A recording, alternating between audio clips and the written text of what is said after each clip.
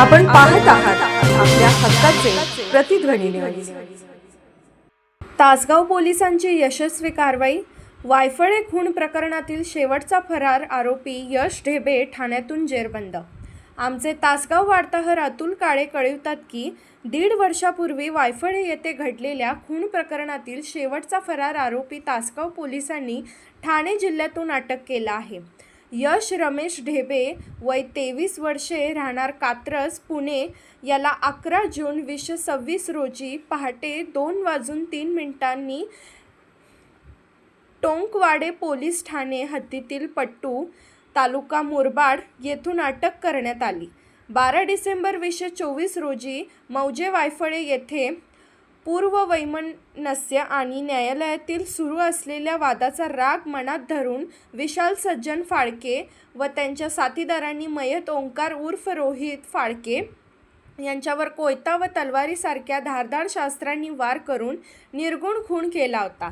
यात रोहितला वाचवण्यासाठी गेलेले फिर्यादी संजय फाळके, जयश्री फाळके, आशिष साठे, आदित्य साठे व सिकंदर शेख हे देखील गंभीर जखमी झाले होते।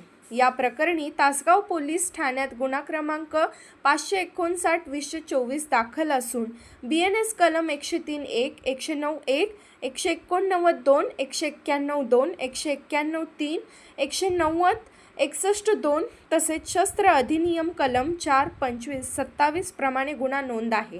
तपासणीदरम्यान पोलिसांनी विशाल सज्जन फाळके, अनिकेत संतोष खुले, आकाश महिपती मळेकर, गणेश प्रकाश मळेकर, विकास उर्फ सोन्या गंगाराम राठोड, हर्षल संतोष चव्हाण, संदेश अरुण नायर आणि एका बालपराधीला आधीच अटक केली होती। मात्र मुख्य आरोपी यश ढेबे हा घटनेपासून फरार होता। पोलीस अधीक्षक सांगली यांच्या आदेशानुसार उपविभागीय पोलीस अधिकारी सचिन थोरबोले यांच्या मार्गदर्शनाखाली आणि पोलीस निरीक्षक विशाल टकले यांच्या नेतृत्वाखाली विशेष पथक तयार करण्यात आले। या पथकात पोलीस उपनिरीक्षक बाबासाहेब बदने, पोलीस हवालदार अमोल चव्हाण, सुहास खुबीकर आणि पोलीस कॉन्स्टेबल विवेक यादव यांचा समावेश होता। पोलीस हवालदार अमोल चव्हाण यांनी तांत्रिक विश्लेषण आणि गोपनीय माहितीच्या आधारे आरोपी ठाणे जिल्ह्यातील मुरबाड तालुक्यातील लपल्याची खात्री केली। त्यानुसार तासगाव पोलिसांच्या विशेष पथकाने सापळा रचून यश ढेबेला ताब्यात घेतले। अटक केल्यानंतर आरोपीला न्यायालयात हजर करण्यात आले असून या गुन्ह्याचा पुढील तपास DYSP सचिन थोरबोले करीत आहेत। गंभीर स्वरूपाच्या या खून प्रकरणातील सर्व आरोपींनी अटक करण्यात तासगाव पोलिसांनी यश आल्याने वरिष्ठ अधिकाऱ्यांनी पथकाचे अभिनंदन केले आहे।